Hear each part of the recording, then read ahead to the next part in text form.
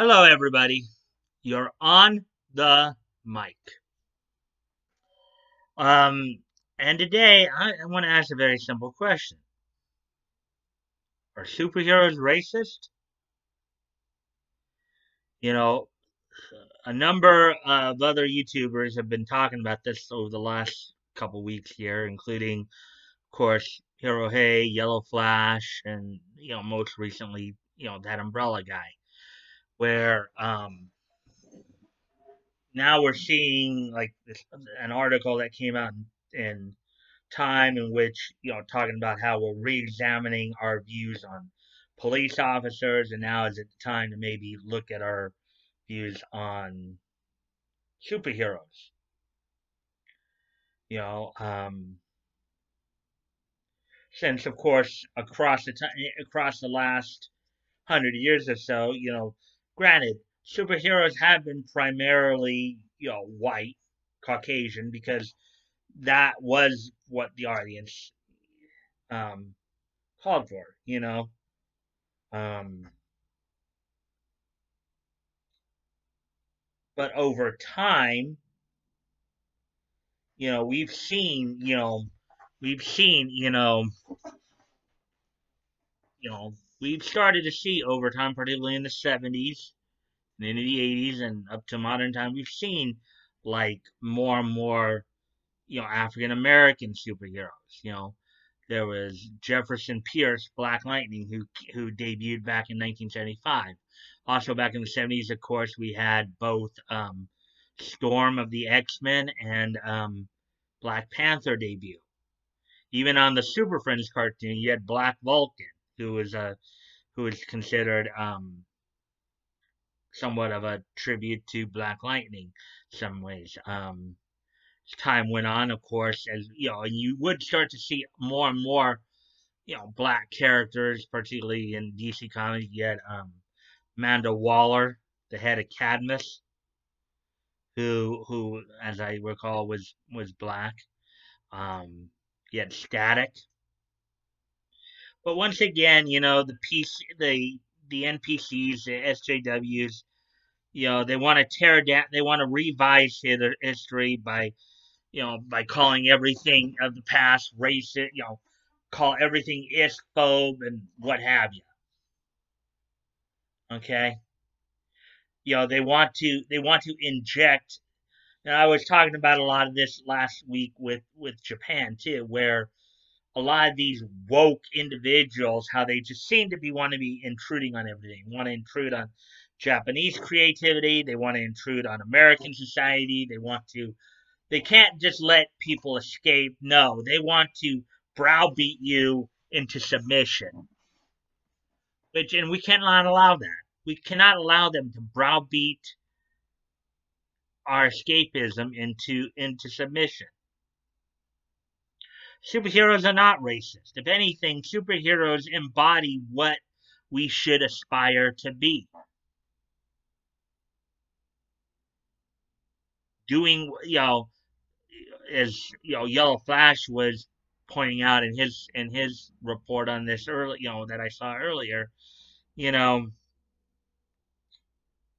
many of these people are highly critical of a lot of comics depictions in many cases of the relationship between superheroes and police. One person even called superheroes cops with capes. Okay, so what do you really? Let me ask all the SJWs and NPCs out there. Do you really want a chaotic society? Do you really want anarchy?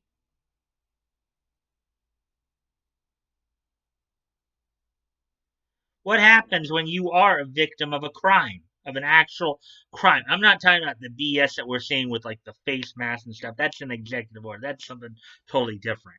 Okay? Not even gonna really talk about that. I'm talking about a real crime.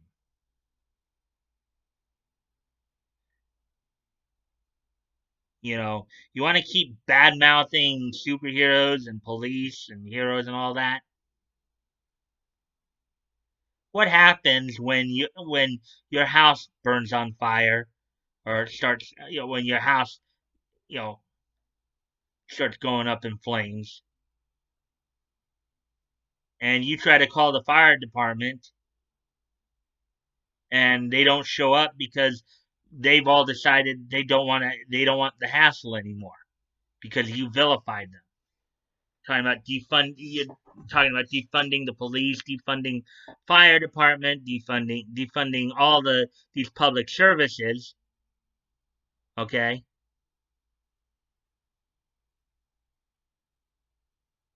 and now you want to do this to, yeah, let's defund superheroes too. Let's badmouth superheroes. Let's just let's just let's just don't give anybody a way out. Don't give anybody a way to escape. Get in their get in their face and tell them how much you hate them. Tell them how much you think they're racist or you're a phobe. That'll show them. That will show them. We hate you white people because you're racist or you're a phobe. I think most intelligent people know that's a bunch of bullshit, BS.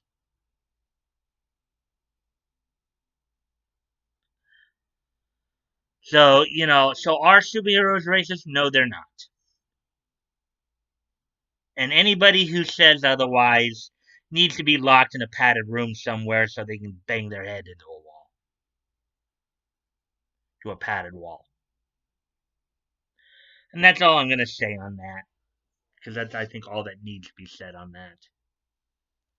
So let's look to some happier stuff here. This day in Nietzsche history.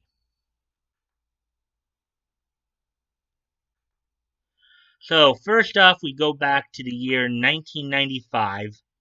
As on this date in 1995, um, Image Comics would would release on the newsstands the first issue of Deadly Duo, which of course would only last for 4 issues, but it was a number one.